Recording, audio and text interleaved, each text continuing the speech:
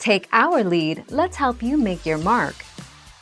Our goal is your satisfaction. Let us show you the way. Here is a general rule of thumb on when to move your turkey from the freezer to the refrigerator.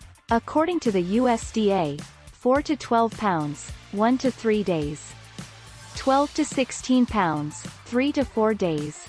16 to 20 pounds, 4 to 5 days.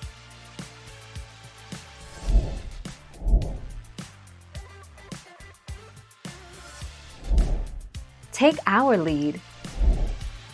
Be sure to wash your hands before and after handling turkey, especially if it's raw.